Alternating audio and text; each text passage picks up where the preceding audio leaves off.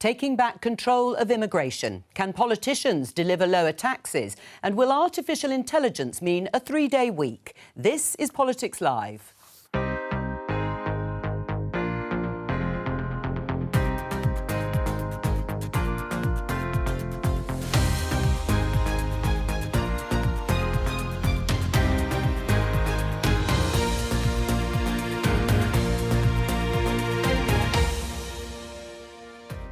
Joining me, Shadow Attorney-General Emily Thornberry, Conservative MP and former Defence Secretary Liam Fox, Novara Media's Ash Sarkar and Tom McTague, Political Editor of Unheard. On today's programme...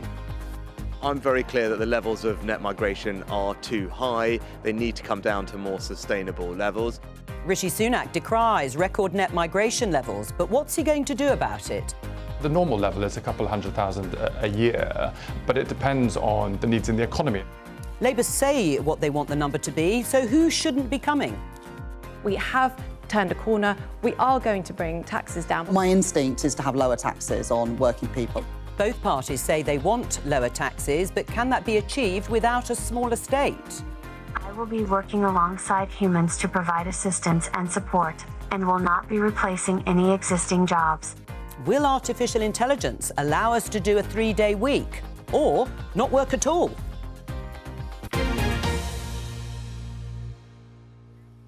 Let's start with this headline in the Daily Telegraph. Sunak's deal with Braverman on migrants revealed. This is the row between the former Home Secretary, Suella Braverman, and the Prime Minister over whether there was a deal between the two to reduce levels of migration. It comes after record net migration figures were published last week. You can see here migration adds 672,000 to the UK population. It is at a record high last year of 745,000, and you can see the sharp spike there coming up to 2023. In light of those figures, have we taken back control, Emily, of immigration? Well, I don't think we've had a plan, have we? I mean, we've had 13 years we've been waiting for a plan. After the Brexit vote, we waited for a plan. After we left the European Union, we waited for a plan. There just isn't one, as far as I can see. I mean, there's a lot of hullabaloo about small boats and about people coming to claim asylum, but when it comes to a migration plan, there doesn't seem to be a plan at all. Have we taken back control, as promised, of immigration? Well, we have control of it. Whether we've actually reduced it in the way that the population expected us to do, the answer is no. We do need to look at those different elements within it. We've got those who are here to work. We've got those who are here to study. We've got those, for example, from Ukraine and Hong Kong, which I think are right. That's part of our international obligations. But within those figures, there are some very disturbing discrepancies. For example, in 2022, we had 500,000 students given visas to come and study in the UK, plus 136,000 dependents of students who were coming to study in the UK. Why do they need to come to the UK? Well, as you say, it's a choice, isn't it, by a government that has control. Do we have control of immigration? I think what we've seen is that the Conservatives have been playing a two-faced game on immigration. So on the one hand, you've got this tabloid-pleasing stuff about Rwanda, cracking down on small boats, really demonising asylum seekers. And on the other hand, you've got a strategy to bring in young working-age people, because that is what's keeping our sclerotic GDP afloat. And I think if you pursue that strategy of demonising migrants on the one hand, whilst really saying, please come on over and save our economy on the other, you're going to land in political trouble, and that's exactly what we're seeing. Have we taken back control of immigration? Well, we have, but we've decided to liberalise immigration rules, and that's what happened after Brexit. They tweaked the system. It's now harder to come to the UK from Europe, but it's much easier to come from the rest of the world, and that was a decision that the government made, and this is in the numbers today. Right, you were a staunch Eurosceptic at the time of the referendum. Is this what you imagined when you campaigned to leave the EU? Brexit was about giving governments choices and giving them freedoms. How governments chose to apply those is a separate matter, whatever that government. But do you agree with the choices they've made? No, I don't think that we've been nearly strict enough on, as I mentioned, there's a way to remove 150,000 immediately from that number. Now, do you mean taking students out of the number, or actually reducing the number of foreign students that come here? Well, I think there are real problems with that student element. If I may come back to your point about GDP, is a very, very good point. because we measure GDP by the amount of activity. If you bring another 1 million people into the country and they all go to the shops, that boosts your GDP. That is not the same as boosting the wealth of the country. And there's a real problem. I said this the last 2 speeches I made in the House of Commons, but as they say, you want to keep a secret, say it in the House of Commons. We have got to ensure that our debate moves away from growth in GDP, which I think is a poor measure of national wealth, onto even GDP per capita, but much more importantly, how we move on to measuring the increase in wealth in the economy in a meaningful way, in an economy that's largely service-driven, which GDP, the current measures, don't actually do very well for. We'll come on to that in a moment. Let me just show people the breakdown of those record high figures, because you're talking about students, but you can also see the number of people, as Ash was saying, who are being brought in, asked to come in to fill those occupation shortages on the list for work. The humanitarian routes have actually gone down quite dramatically since 22 to 23.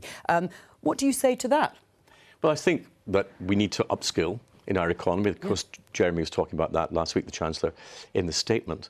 But we do. I don't mind people coming to the United Kingdom to work. What I do object to are people coming to the United Kingdom who get benefits for doing so, for example, pension benefits and other benefits that may come, or the ability to bring dependents with them.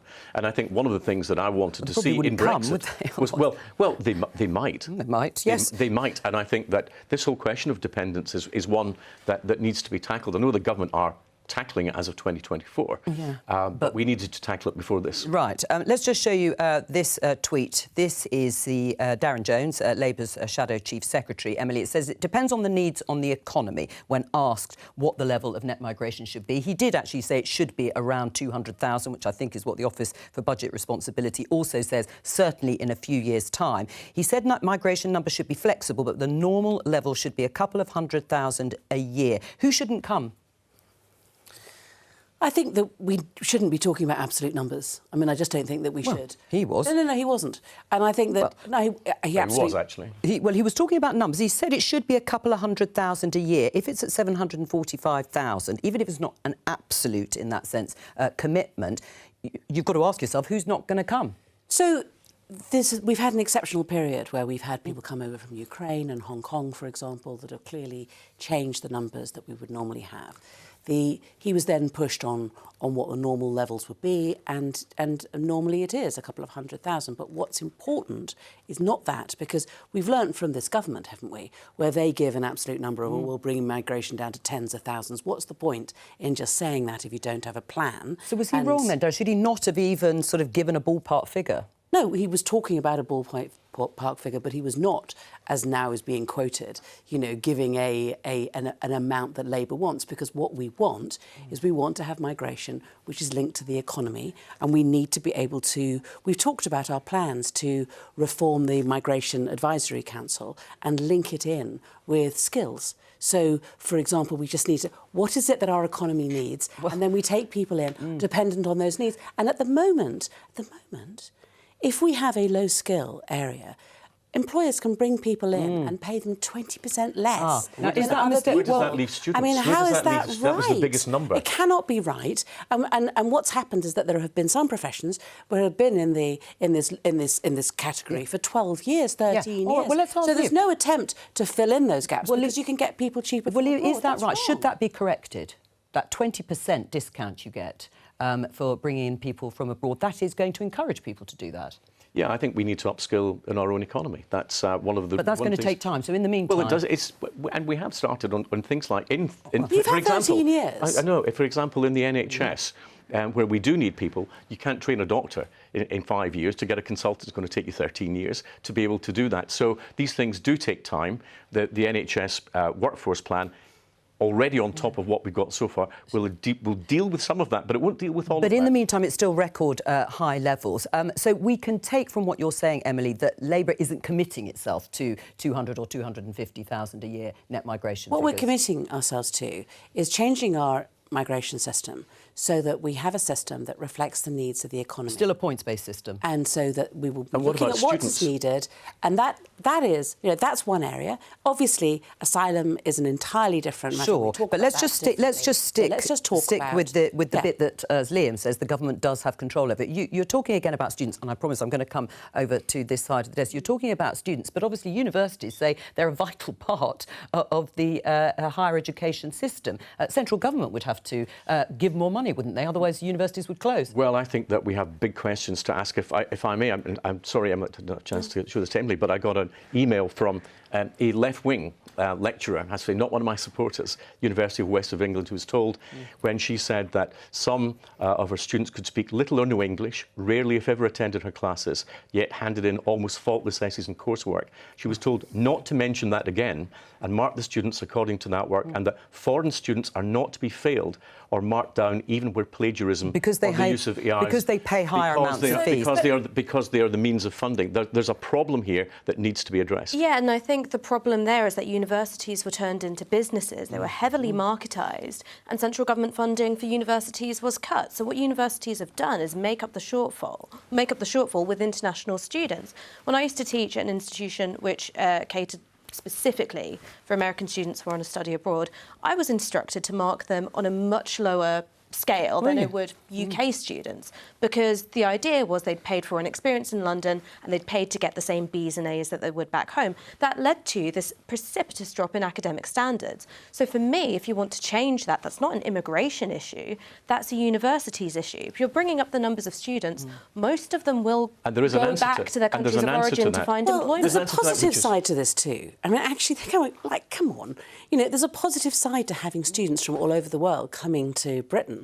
The amount they contribute themselves, but also the amount they learn about our culture. And frankly, at that age, in your late teens, early 20s, people fall in love with Britain and will always be friends to Britain. And there are leaders around the world, who frankly are absolute Anglophiles. That used to be, I think, more true than it is now, because you bring in a large number of Chinese students. Let's see how loyal to they are to the UK.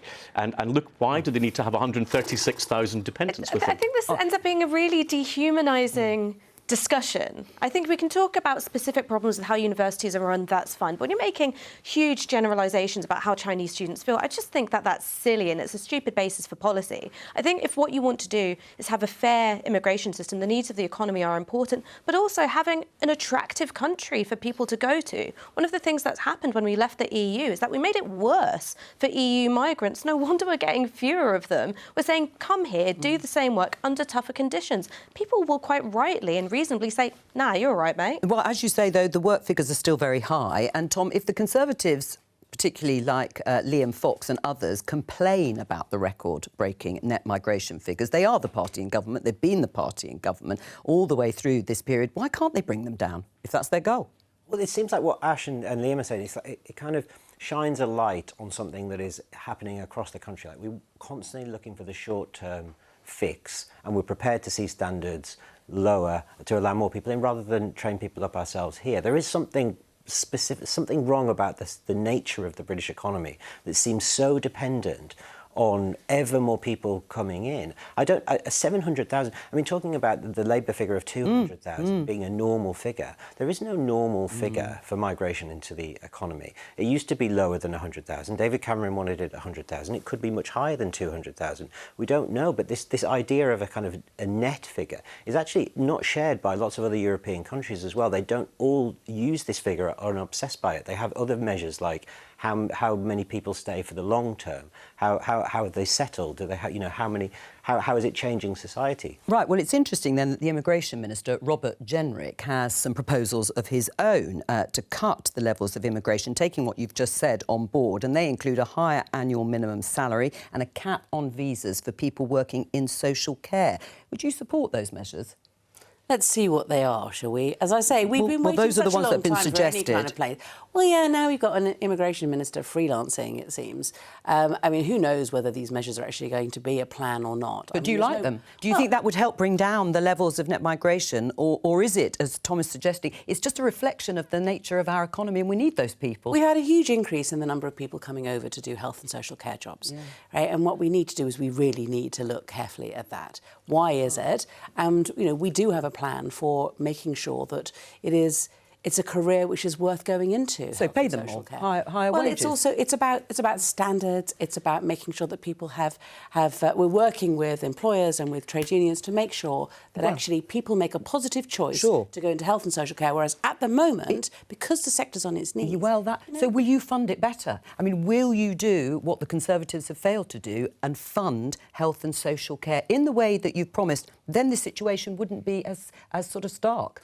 We've said that it's going to be one of the priority areas that we're going to be looking at is how it is that we make it worth going into health and social care. Right. Well, and that will be about things like employment conditions, obviously, is a really important part of it. And we won't allow local authorities, for example, to sign up new contracts under these low conditions. We will be setting a bar and expecting people. I mean, that is a failure, isn't it, of successive Conservative governments to deal with health and social care. Hence, we need so many people coming from abroad to fill those posts. Well, you can also put it the other way around. We've got 1 million job vacancies in the UK.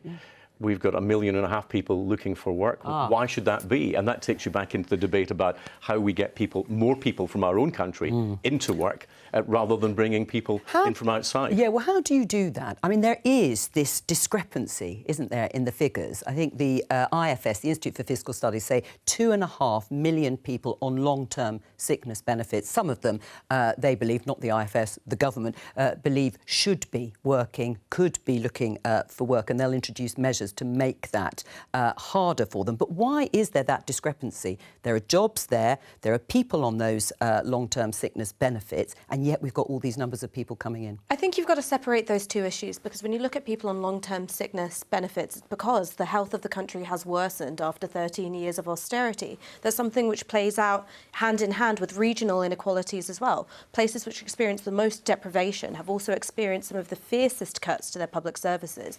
And you've seen, backwards regression on things like life expectancy because of that. So I think that we've had policies which have made people sicker. If you want to talk about why are there so many vacancies, I think you find them particularly in areas where the pay and the conditions are not particularly attractive. So they are often in areas like agriculture, for instance, fruit and veg picking, which is casualised, it's seasonal, and you have to be away from your friends and family. Now, if you've already got roots in this country, you've got friends, you've got family, you've got a life, you don't really want to do that kind of work. If it's low paid and it's not going to go that far in this country... But people were coming in from all over Europe. That's one of the reasons the people that you were arguing against Brexit was because it would stop these people coming. If it's OK to come from all the other parts of Europe, why not other parts of the UK? Just let me finish on this one point.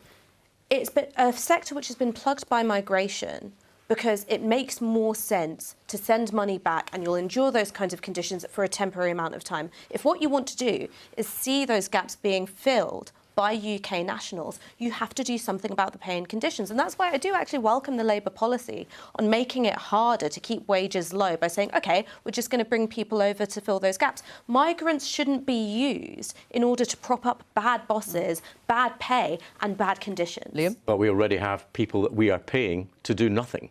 Surely we can find a way to be at the margins, getting those people back into work. You could do something about hospital waiting lists. I mean, I do think that's a kind of part of it. Well, the doctors could stop striking, couldn't they? Well, but the hospital waiting list, if people are waiting for an operation or waiting for a condition to be dealt with, and they're simply ill for much longer because they're not getting seen. And why are they not getting seen? Well, they're not getting seen because of a chronic underinvestment in the National Health Service over a very long period of time. First of all, we had huge increases in the... Hang on. We had huge increases in the waiting list by the pandemic. What are you going to do about that? The waiting lists were enormous before the pandemic. Secondly, we're having huge increases in waiting lists as a result of the strikes by health workers. What are you doing about that?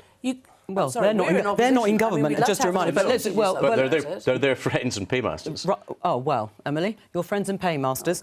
Let's have a look at this in the Times, because we've talked very much about legal migration and the fact the government does have control over that. James Cleverly, the Home Secretary, Rwanda plan. This is the plan for people coming to the UK on small boats across the Channel and then having their asylum claims processed in Rwanda for them to stay there. Well, it was thrown out by the Supreme Court. But the Rwanda plan, he says, is not the be-all and end-all. Do you agree with him?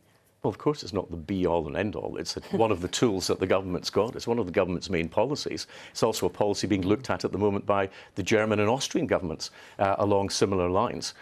It's not the be-all and end-all, as I said. There are ways of dealing with the immigration numbers that deal with the legal migration, never mind the illegal migration. Right, but does it sound as if he still believes in the Rwanda policy in the same way as Suella Braverman, for example, his predecessor? Well, you can't look at immigration and think that one element of the policy is the be-all and end-all. I think it's simply stating the obvious. Well, except the government has made it very much a cornerstone. That's a not the same cornerstone thing. for... Well, it may not be. A cornerstone is not the same as the be-all and end-all, is it? All right, so semantics here. Rain. I mean, Tom, how much of the sort of damage limitation exercise is this over Rwanda once it was dismissed by the Supreme Court? Well, I think that's exactly what it is. I mean, if you look at the Supreme Court ruling, it was much stronger than I think many of us were expecting. It found that it was in breach of a number of different international laws, which has really took the wind out of the sails of this policy. It's hard to know how you resurrect this. I think the problem for the government and for a future Labour government is this sense of the government being powerless to do anything, whether it comes to migration, whether it comes to the small boats, or even just to change the nature of the economy in the way that we're talking about. It seems like we've become a kind of poor country where things are really expensive and the government is powerless to change anything. And I think that is a dangerous place for us to get to, where people feel like, well, I'll just vote, but it doesn't change anything because the government can't do anything about it. Liam? Well, I think that we have to be very clear that when we have an elected government, whatever that elected government is, and they have a manifesto pledge to do things, that we have to be able to carry out the wishes of our domestic electorate. When it comes to the Rwanda plan, we live within the constraints of a legal system, which is right. That's one of the things that I think we should be proud of in our country. Right. Where there is a clash. You don't want to leave the European Convention on Human Rights? I don't want to. But you would? Would I consider it? Yes, I would. And I think that we do, however, in the case of Rwanda, have to try to find a solution that our courts will be comfortable with, if that is in tune with what our electorate want the government. Do you think that is achievable? We're expecting this legislation in the next week we'll or so. see. I do hope that by treaty negotiation we can actually achieve some of the things that we want to do. It's not achievable. Because the court said two things. The court said, first of all, it's a breach of a whole lot of laws, international laws and domestic laws. And secondly, it said, in any event, the problem about sending people to Rwanda is that the institutions within Rwanda are not sufficiently robust for us to be able to be confident that if we send people there and say, go on, you sort them out, that they won't simply say, oh, actually, they can all go home. Because that's what they did when they had the same sort of deal with Israel. So given that we can't actually trust the institutions at this stage, they said at some stage in the future, Rwanda may be sufficiently robust that we might be able to send people and ask them to make those decisions. But at the moment, we can't. And so the idea that we can have emergency legislation and can have a solution to this in the next few months is for the birds. And, you know, and the new Home Secretary, we know what kind of fruity language he likes. You know, he not only onto that talks about, I mean, we'll talk about that in a minute, but, you know, we challenged him and said to him, is it right that you said that the policy on Rwanda was bat, and then his favourite word, crazy, and he hasn't denied it. Right. You know, and so that's the Home Secretary who now says Rwanda's not the be-all and end-all. Well, of course it isn't. Right. It is a gimmick. It was never going to work. It was unworkable. It was immoral, and it was just simply trying to go, oh, look over here, we're doing something about... Well, he is up, of course, in the Commons, James, cleverly talking about the legal migration statistics. But before we move on, I just want to show you this bit of breaking news, which is, first of all, a press release from the Department of Health. But this is Chris Smith. New senior doctors agree pay deal with government. Consultants get an effective pay rise that will boost pay bill by 4.95% on top of 6% already. But ministers insist it'll be linked to productivity through a form of pay scales as they try to avoid antagonising nurses getting 5%. Do you welcome that?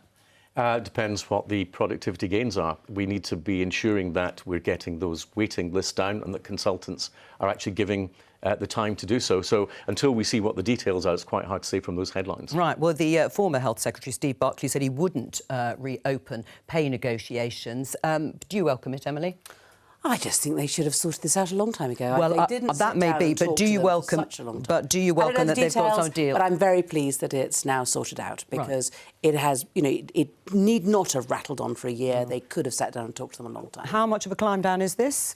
Well, I don't know. I just don't know this could not possibly antagonise the nurses and others who have settled for less. I mean, it would antagonise me if I got 5% and somebody next door got 10%. So isn't this part of the government's problem now? In that they're making all of these settlements, but they're going to chase each other. They're getting 4.95 officially. Compared to the 5% for the nurses, that will be. But on top of 6%. On top of what's come before, but then so it's not quite comparing like with like. Right. Well, how do you think this is a win?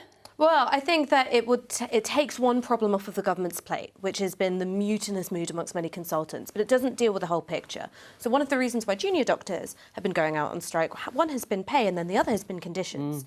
And what they're arguing is that they're forced to work in unsafe conditions for patients, and this is going to be a dispute which I think rumbles on and on and on. Right. With the greatest respect to them, they work very, very many fewer hours than I did when I was a junior doctor, and we should be. But are the conditions worse? The conditions are much better for junior doctors than they were. Let me tell you, when I was a junior doctor. Junior doctors are reporting that there are risks to patient safety because of understaffing, and that's one of the reasons. I used to work. Why they're going on strike. I used to work in the NHS. Believe me, when I worked in obstetrics, I did a 1 and 2. That's you do a day and a night, a day and a night, and every second weekend. Have they been too generous, the government? Then sounds like you think they have. Well, it's good that we get the dispute off the table. Sure. It's good that we get waiting lists. Price too high for doctors who aren't working as Again, hard? we don't know. We haven't seen junior doctors. That's consultants we're talking about. I suppose the other question is, where is the money coming from?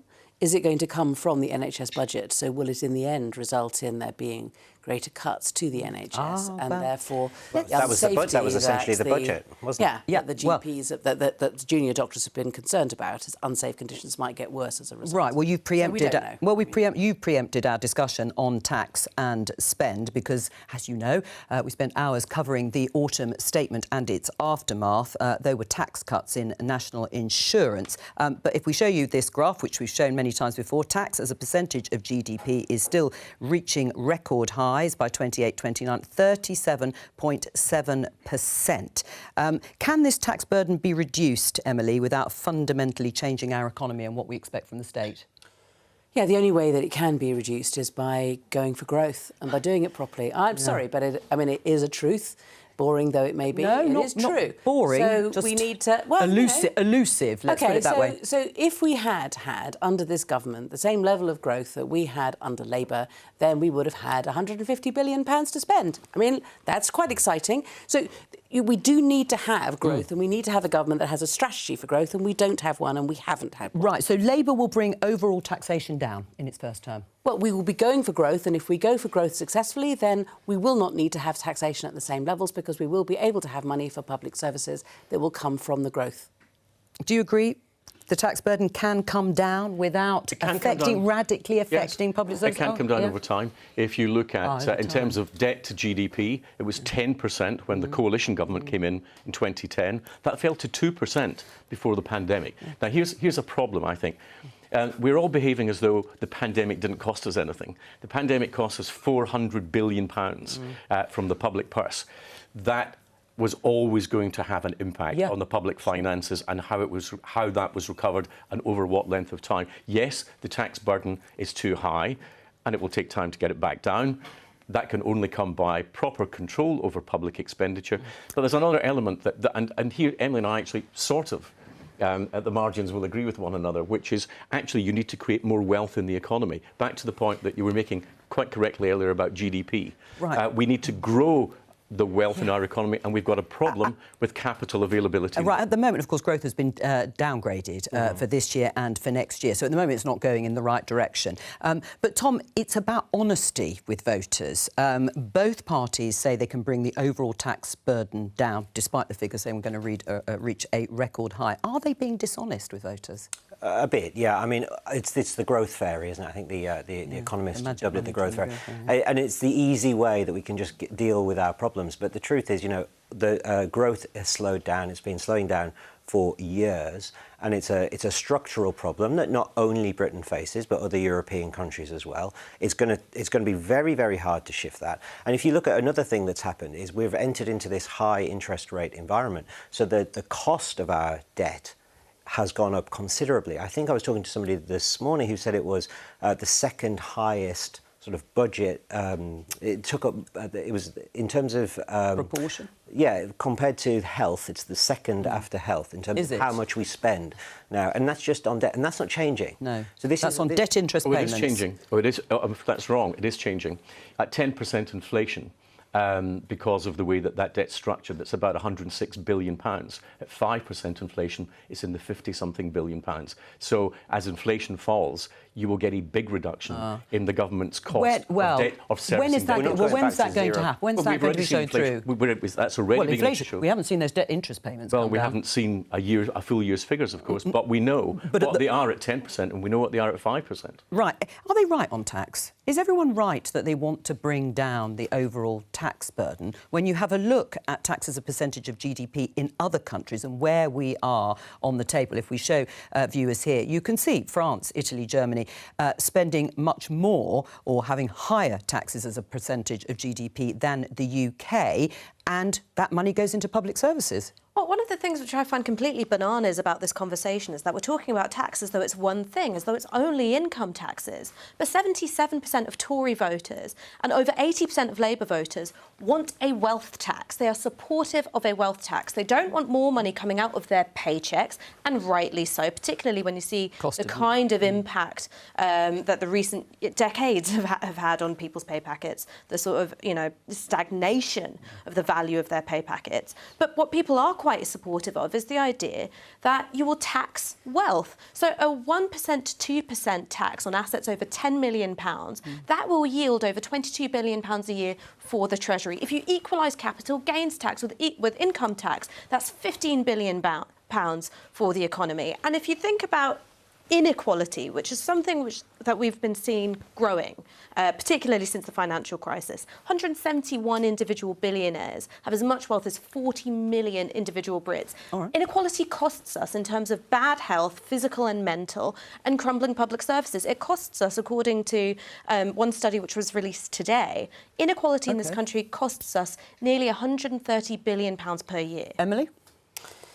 I hear what you say, but I do think that what we need to do is we need to make sure that we're growing the economy, which means we need to work with business, which means we need to have a strategy, and we need to be predictable. And business needs to understand that it's worth investing in the UK because they're going to get something back from it.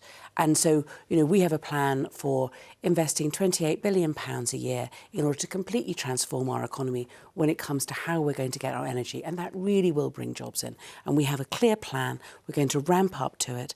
And it gives a strategy for business to say, actually, yeah, it is worth investing in the UK because we know where they're going. They're not going to be... And listen, not only do they change their prime ministers and their chancellors of the exchequer every 5 minutes, they change their strategy every 5 minutes. We will have a clear strategy. Ash, convince Emily on wealth taxes.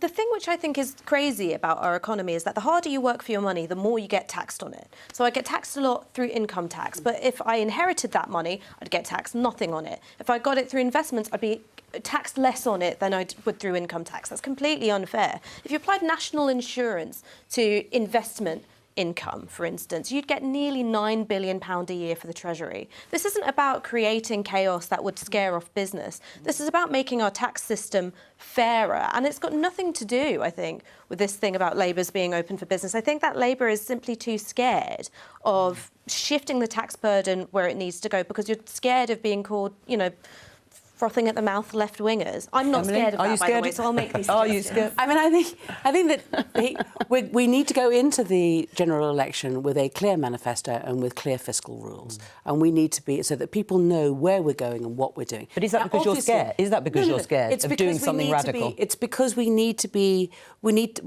people to look to Britain and go, actually, do you know what, after these years of chaos, post-Brexit, with this Conservative government, the country has turned a corner, and Britain is a good place to come to now. That's what we need, and if we can do that, we will, of course, get a final honest look at the books, after the election, if we do get into power, and then we will know just how many skeletons they have in the cupboard. No one's going to call you a frothing at the mouth left-winger, probably, Liam. But have you even considered wealth taxes? I think this is a sterile debate. Why? Because what we need in our economy is to produce more wealth in the economy, not to just redistribute it. I'll give you a practical example.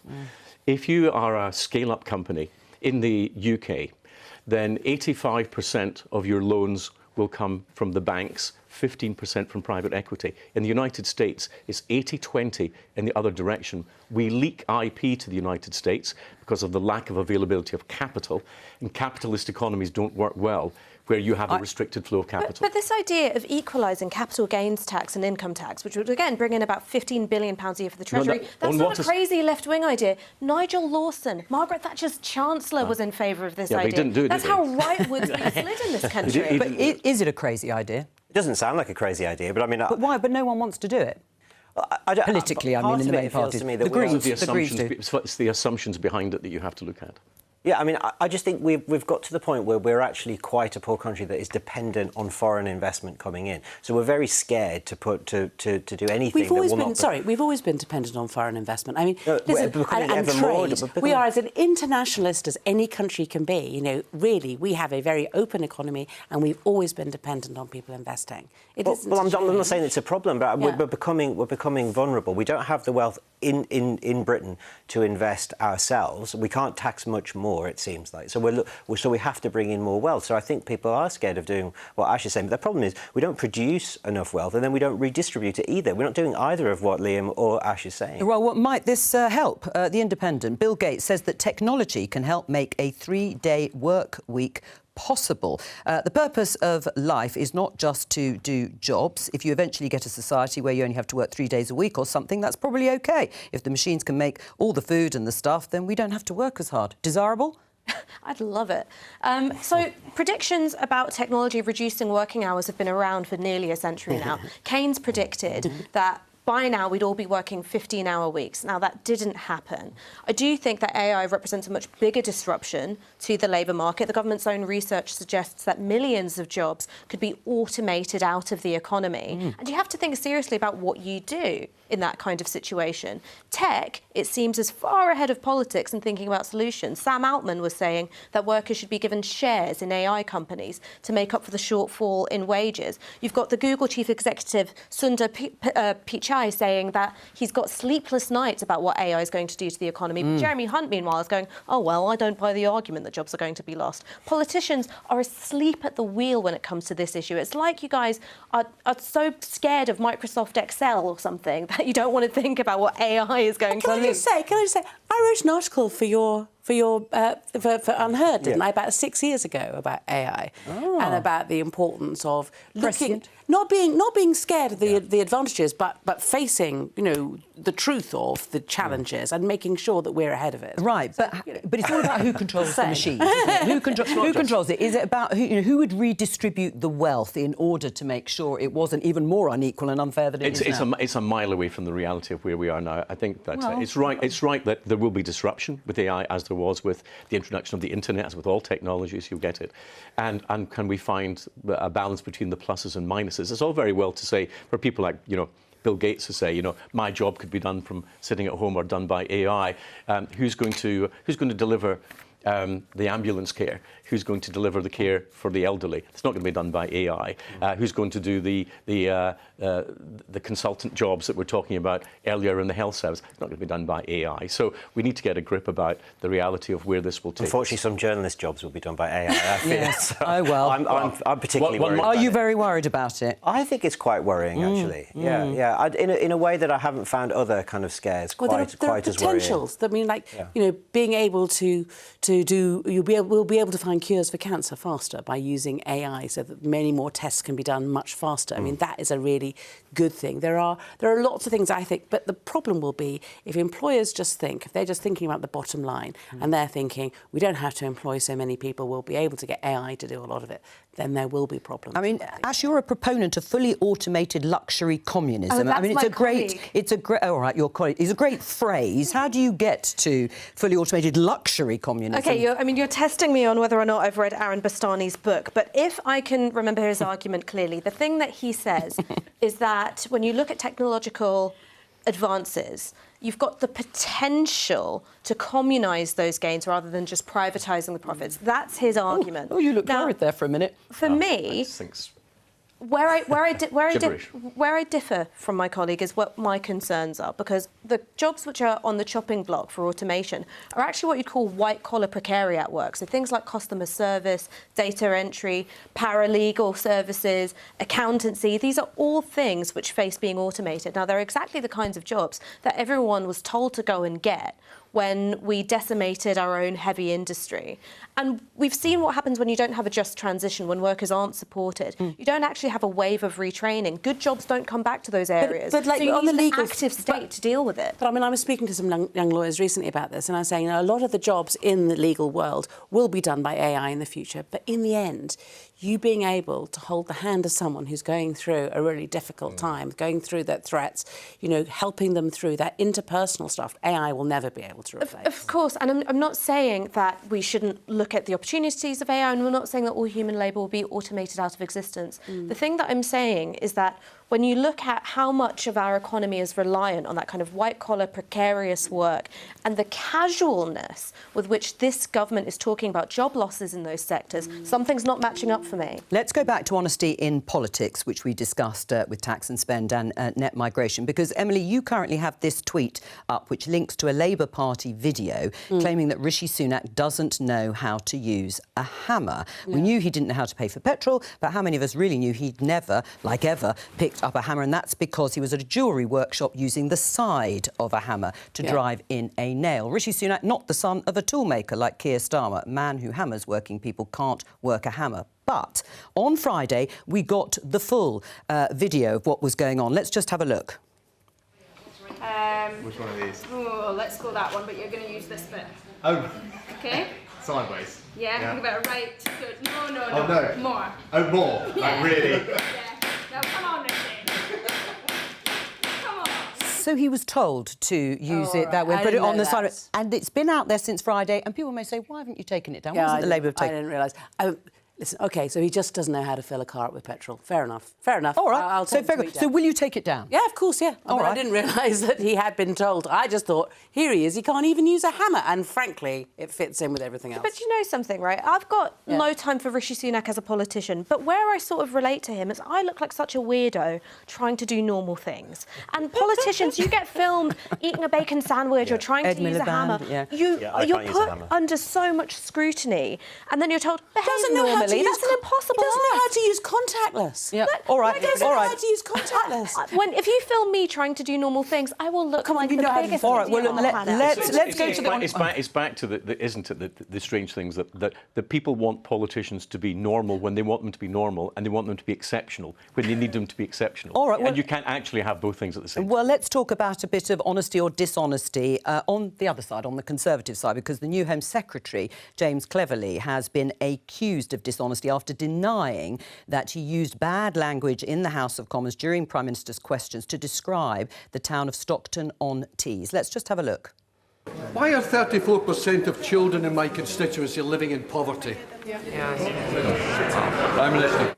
Now, it is quite difficult to hear, but people can make up their own minds. Now, the Home Secretary has denied that he described Stockton-on-Tees, which you can just about hear as an S-hole. He said he was calling the Labour MP who asked the question, Alex Cunningham, an S-H-I-T. Still unparliamentary language. Do you believe James Cleverly? I believe if he says that, there's no reason why not to. I've watched that video time and time again. Can't make head nor tail of any of it. You need to listen a little bit closer. I mean, why won't he admit if that is what he said? Is it because it'd be incredibly damaging for him? Why should he say it if he didn't say it? I mean, he says that he said something different. I couldn't hear it. I take his word for it. Emily? It's not the swearing, is it? I mean, I'm not a shrinking violet. I've sworn on TV. What, you've sworn before, sworn in Emily? The chamber. Yeah, I admit it. It's saying those disgusting things about... a place. About Stockton. And do you know what? Do you know what? And do you know what? He did say it was about the Harold politician. Macmillan was a Prime Minister who was an MP for Stockton. And he was so proud of representing Stockton. When he became Member of the House of Lords, he was Member of the House of Lords for Stockton. You know, the Tories don't deserve to represent places like Stockton anymore. They have completely lost the plot. Well, how dare they say things like that? Well, James Cleverly will be standing up this afternoon to talk about immigration, so we'll see what he says then. That's all we have time for. Bye-bye.